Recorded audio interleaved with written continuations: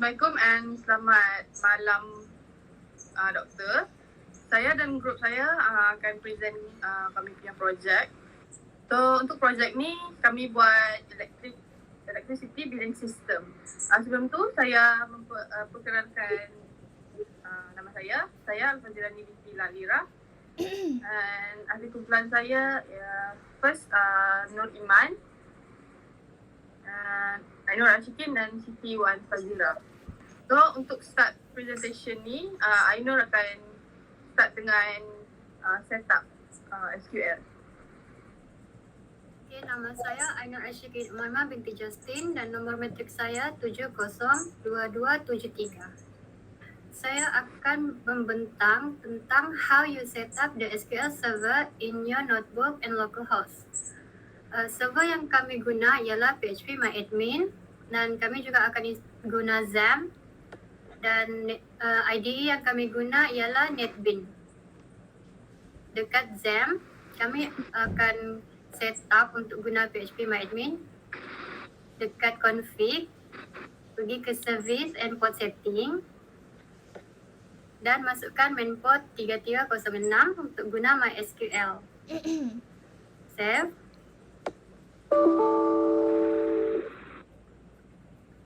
Save.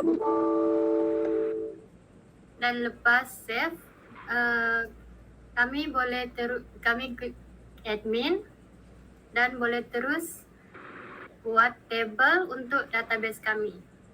Yang part seterusnya saya akan serahkan kepada Alfa. Okay, thank you Ainur. So part saya akan cakap pasal SQL table dalam SQL, how we create the dummy data. So I will present the screen.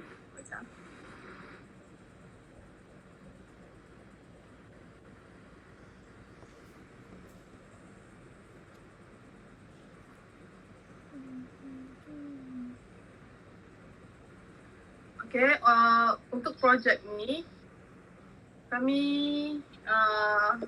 buat table ni berdasarkan dengan normalization. Dekat normalization tu dekat third normal form semua total table yang ada semua ada 11. Dekat sini boleh tengok dia punya table ni. Admin table, boot rate, power use, customer address, customer electricity bill, payment, customer, electricity bill rate, electricity rate, payment dengan receipt.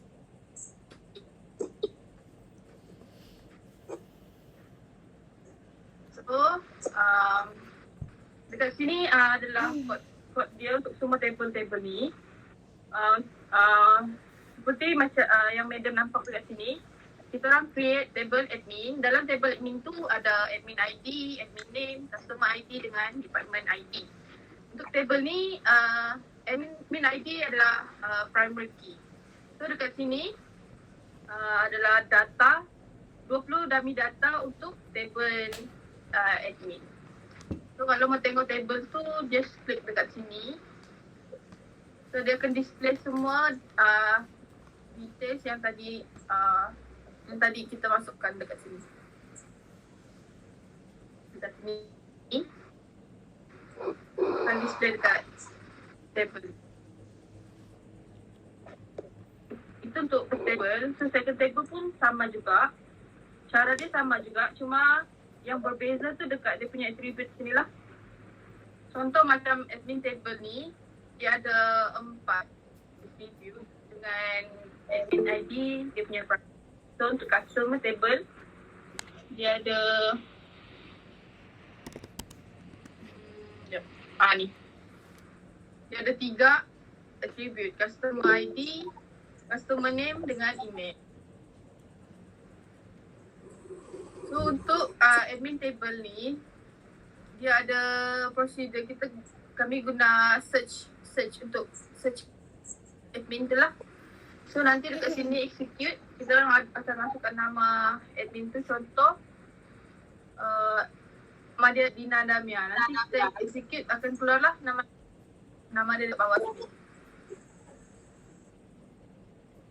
Okay, itu untuk admin table. Sama juga dekat customer table ada store.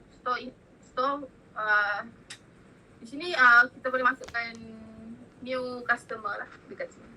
Ini update dan ada delete procedure. So ni dummy data untuk customer. Dia ada customer ID, nama dengan email.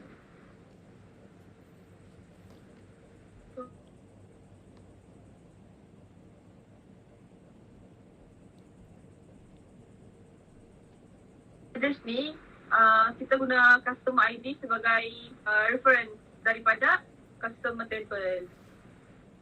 Customer table ni kita orang ambil dia punya ID lah, contoh macam 401 nama dia. Dekat sini ini detail untuk nama dan email dia.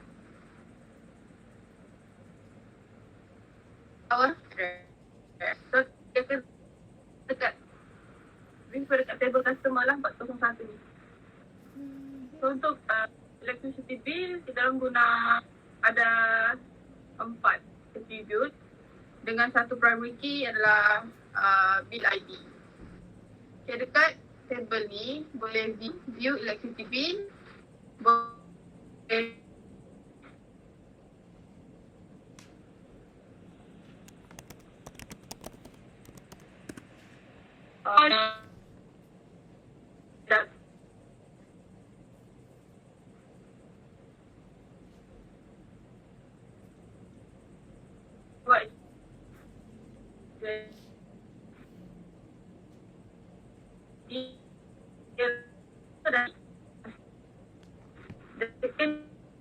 dia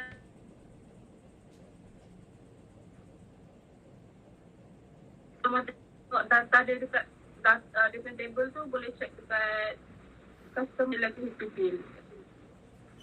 So ni data yang tadi yang sudah dikasih masuk so semua total ada 16. Okay.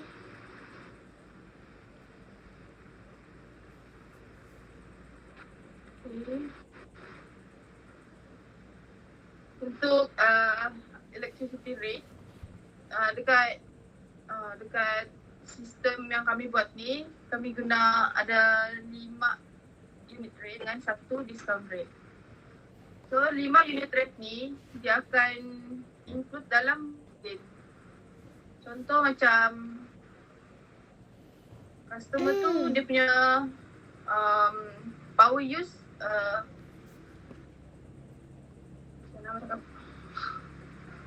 contoh dekat sini lah, ni dia ada beza-beza lah dia punya ni, dia punya red boolean dia start dari 1, 1, 1, 1, 1, 1, 1 sampailah 1, 1. So means 1, 1 ni dia punya macam apa dia okay. Untuk table yang lepas dari electricity rate ni ada table full rate lah. Full rate ni dia refer daripada table electricity rate. Dekat electricity rate tu rate number ni adalah primary key dia. So dekat full rate power use ni kita refer dari sini lah foreign key dia. Dekat sini user akan masukkan dia punya power rate. So berdasarkan power rate tadi tu dia akan calculate dia punya amount untuk setiap unit lah, dari unit 1 sampai unit 5. So discount dia pun akan bergantung pada dia punya berapa rate dia guna. Contoh macam power use dia guna contoh power use dia guna 67,000 watts. So dekat sini nanti dia akan kira lah berdasarkan dia punya power use tu. So nanti dia akan total dia punya power use dan dia calculate dia punya discount. Ikutlah berapa dia guna. Okay, itu untuk table full rate power use. Untuk table payment, dekat table payment ni ada payment ID, payment date, total payment dengan payment description. Untuk table ni, primary key dia adalah ni, payment ID. So untuk table ni kita orang boleh view, boleh search, boleh store dengan boleh search, boleh store. Ni dia punya ni lah, dia punya dummy data untuk table payment. So untuk table receipt, dia punya primary key dekat sini adalah ni, receipt ID dengan pay amount. Pay amount ni based on dekat atas ni lah, berapa dia kena bayar semua tu. Itu je. Dengan cash payment. Cash payment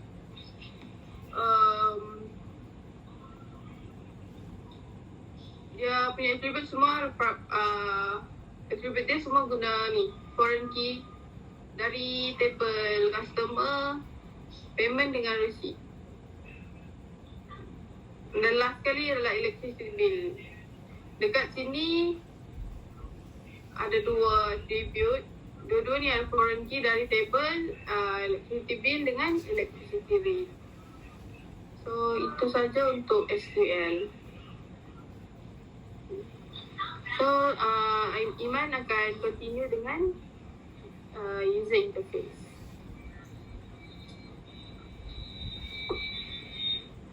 Okay. Assalamualaikum Madam. Actually yang akan teruskan presentation CT1 for part 1 and part 2 for coding. So I'll pass to next presenter. Assalamualaikum. Assalamualaikum Madam. Saya Tuan Fazira. Saya akan present mengenai Java statement yang connect antara SQL Server dengan kami punya coding di NetBeans dapat update, delete function. Sebelum tu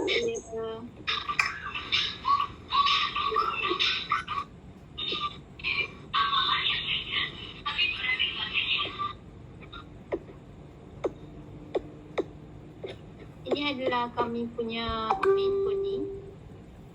Ini adalah main coding kami yang yang I know ada mention tadi sebelumnya, kami menggunakan NetBeans.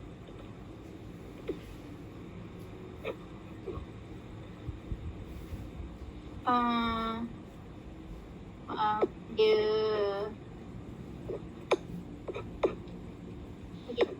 Jadi ini adalah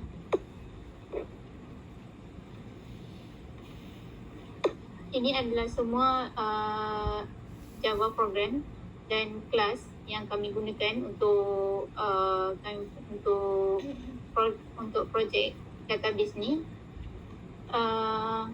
Untuk login panel kami ada ini adalah dia punya coding untuk user interface dia, dan beberapa ini adalah bahagian button sekiranya untuk login. Okay. Saya teruskan kepada panel yang seterusnya, iaitu customer detail. Ini adalah panel untuk customer detail. Ini adalah codingnya. Dan seperti yang Madam boleh nampak dekat sini, adalah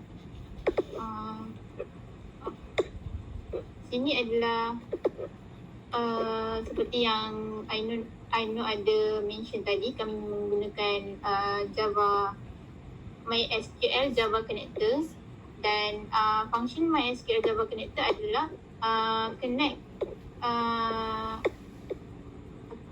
MySQL Java Connector tu dia akan connect code dalam kami punya NetBeans ni dengan kami punya SQL Server. Jadi ini adalah antara kod yang perlu ada untuk pastikan kami boleh dapat add, update dengan delete data yang kami masukkan dalam server menggunakan kami punya coding. Ini yang saya highlight ni, salah satunya itu insert ke dalam table customer, dan ini adalah dia punya pathway lah. Okey, itu adalah panel yang kedua, maksudnya UI yang kedua. Ini adalah UI yang seterusnya untuk customer electricity bill, dan ini adalah yang ketiga. Kebanyakan coding dalam NetBeans ni adalah berkaitan dengan kami punya user interface. Jadi itulah. Okey. Jadi saya akan cuba run.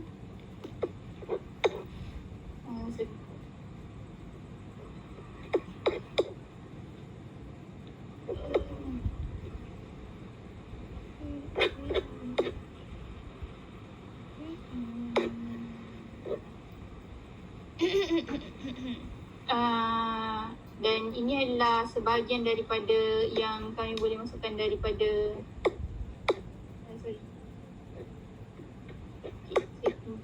sorry madam. Okay.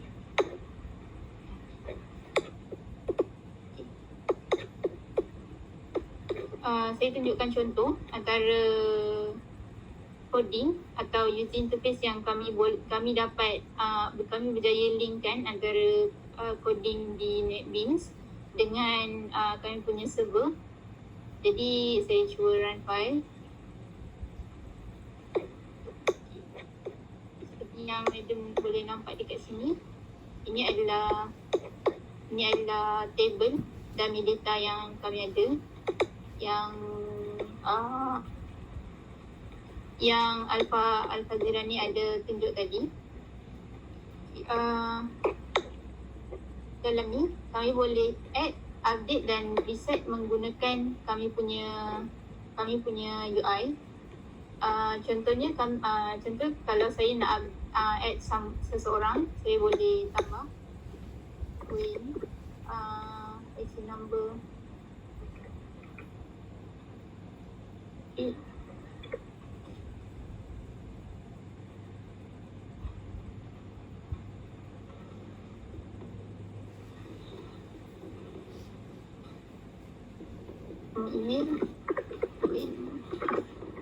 email.com.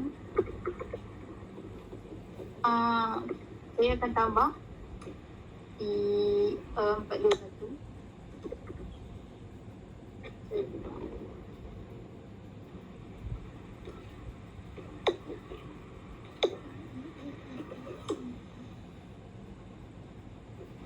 Dia akan keluar message ni, confirm message. Bila saya preload, dia akan keluar yang saya dah add tadi dalam sini. Kalau contohnya saya nak update, saya boleh tukar dia kepada nama lain. Contoh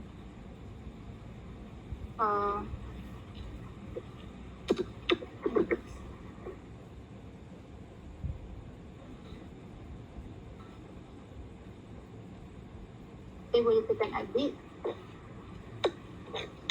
dan bila saya reload, seperti yang madam boleh nampak kat sini, dia akan update lah dekat sini. Jadi itu je daripada saya. Saya pass kepada presenter seterusnya, iaitu Iman, untuk present ke selebihnya yang UI tu, user interface. Okay, terima kasih Wan.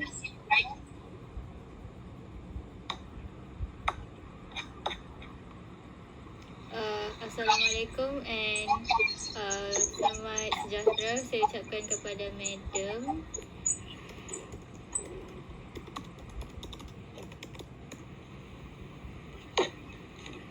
Okay, So next saya akan present GUI untuk sistem ni, which is our GUI termasuklah dalam login, customer details, customer receipt dan semua tu. So bila kita run kod daripada NetBeans tadi, so kita akan dapat lihat output login interface, as we can see here.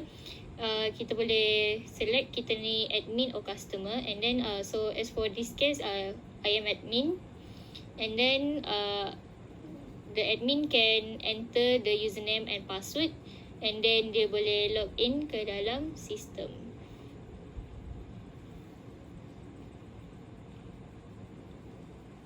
So it will pop up the login successful message, and we can proceed to customer electricity bill. Alright, so this is the second user interface, which is our customer electricity bill. So dalam customer electricity bill ni kita ada customer ID, bill ID, date, customer power use currently, customer accumulated power use. So bila kita enter customer ID, we can check the customer electricity bill.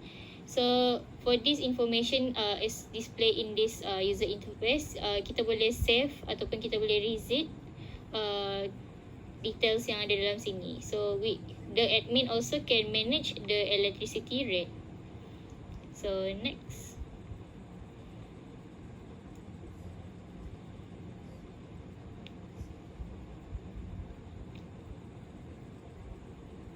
Okay, so bila admin tadi dia cakap dia manage electricity rate, so dia boleh set up the electricity rate to determine the payment that will be made by the customer lah. So bila dia dah tetapkan rate tu, dia boleh save ataupun dia boleh reset the rate for the electricity bill.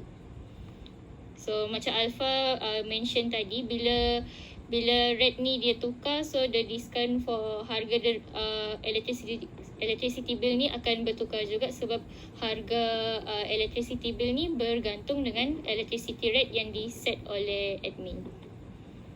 So next. Okay, so this is our user interface for payment. So in payment we have total payment, date, payment ID, and also payment description. So the customer can click the pay now button, and then next. Okay, it will display the customer receipt. So in customer receipt, it will display the pay amount and also the receipt ID and the payment description. So the customer can print the receipt.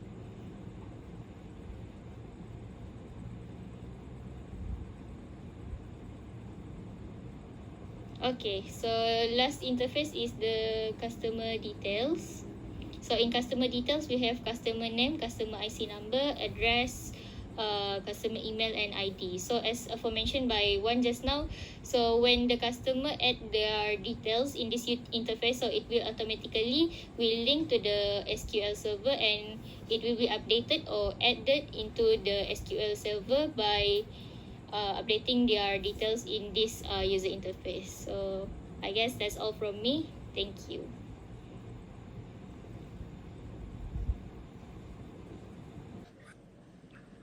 Okay, itu saja dari saya dan grup saya. And terima kasih doktor. Jumpa lagi. Bye. Thank you, Doctor. Happy Chinese New Year.